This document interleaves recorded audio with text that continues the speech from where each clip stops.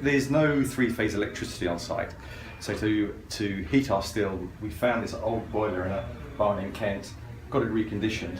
So we take locally sourced hardwood. So this comes from farms a couple of miles away, and then we feed this old chap with both some of our firewood, and on busy distilling days, we top them up with a bit of Welsh steam coal, just to give it a little bit of an extra push.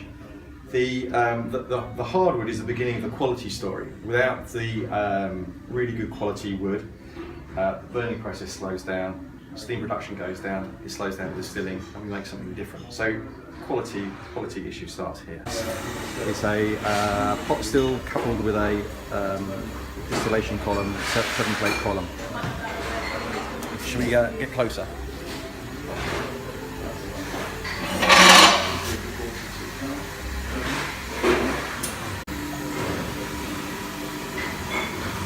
So we have our, this is a London dry gin, so we put all our botanicals into the still. We turn the steam on, so that's the steam jacket there. And it acts really as a giant kettle. So we heat it up, the steam comes up through here, down through the pipe, then enters the column here, shoots up to the top, comes out here, and here we have our gin.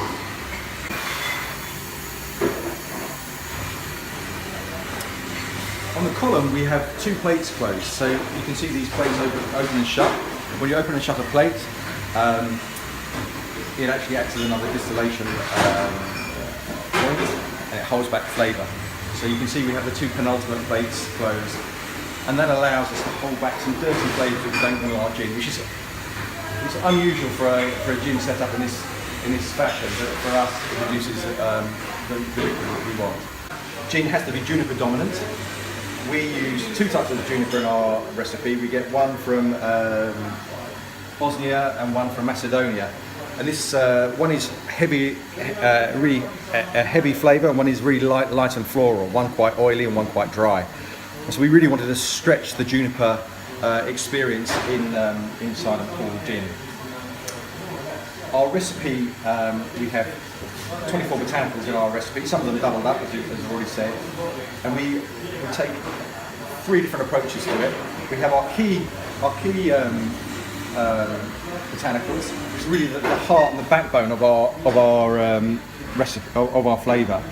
And in itself, this would make a fantastic London dry gin. You can see we've got juniper, we've got coriander, which is another absolute key ingredient that 90% of gins will have.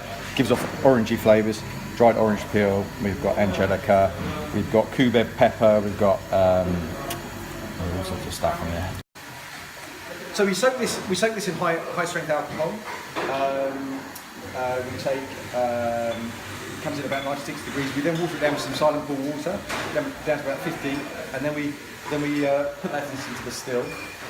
We then take some of our lighter flavours, some of our lighter botanicals. We have rose, chamomile, lavender, kaffir lime leaves, and we soak this separately in a giant tea bag.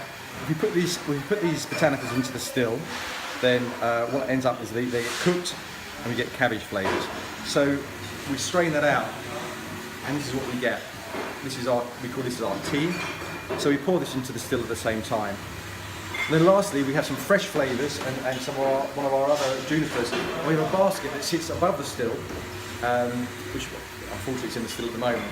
But and the alcohol vapor again passes through there and takes off the light volatile oils, and again adds this flavour. So we have a base notes, mid notes, and top notes, and it's all blends in at the same time. So it's a London dry gin. London dry gin means you don't add anything afterwards other than water. So there's no additives that go in, there's no sugar, there's no flavourings, it's just what we make is what comes out. We have the Silent Pool bottle represents the colour of the pool on a good day. And these are all represent all the botanicals that go into the bottle. And the Silent Pool is called that because it's haunted, because a lady drowned back in the 13th century. She was chased in by a knight on horseback who was supposedly the wicked King John. So it's all there on the bottle. So explain to me what's going on here. So we've really hit capacity on the current site. So we've spoken to the Duke, and he's very kindly offered up these barns. So they're developing the barns for us. They should be ready probably by the end of July, and at that stage we'll be dropping in a still about 5 times the size that you've seen. That the still in there is called Juliet, and we'll be putting Romeo in here, who's five times the size. And that means we can do in a day what we do in a week currently, which will relieve the pressure on the team, so they won't be working ridiculous hours. And at the same stage, we'll then drop in a couple more stills, and we'll start getting into whiskey production. These here will be our aging warehouses. So we'll be putting barrels into here. Unfortunately, we'll have to say goodbye to the cows, and we are in discussions about whether we take on some pigs to eat the spent grain, and then we'll still have some pigs.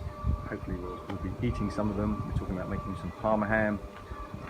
So it's just a fantastic project, and to be surrounded in this countryside is just a joy.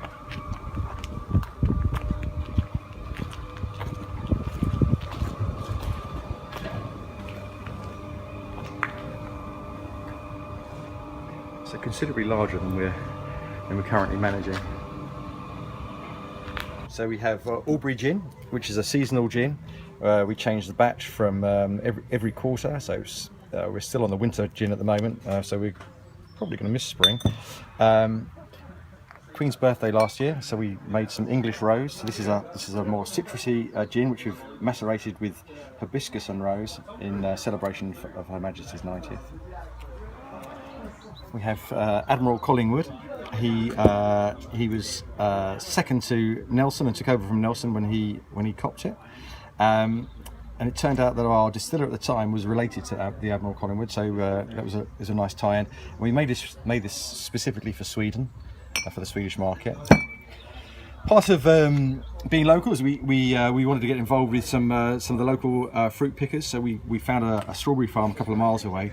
We take high-strength gin, dump it on top of a load of strawberries, let it macerate for a couple of weeks, and this gin just naturally sucks out the juice and cuts down from about 80% down to about 35%, and then just add some water, a little bit of sugar, very light filtration. We went off to Austria and won some gold medals, beating some of the locals with this. I call this professional drinking. 50% ABV, 0 sugar, very dry, but just taking the absolute essence of the fruit and bringing it out. Then lastly, we've made rye. It'd be really easy for us to take Silent Pool, change the colour, change the concept, and make a vodka. We wanted to do something different, a little quirky. This is aimed at the bartender. This is aimed at the Shoreditch, the guys in Shoreditch. They've got people who really understand what vodka's about. Rye, very popular style of vodka, slightly spicy, and anti-packaging. So rather than having something fancy, where actually the vodka plays a little part in it, we just wanted something that's a bit sort of Johnson's paint versus Dulux. And it's a bit of fun, but the liquid is fantastic.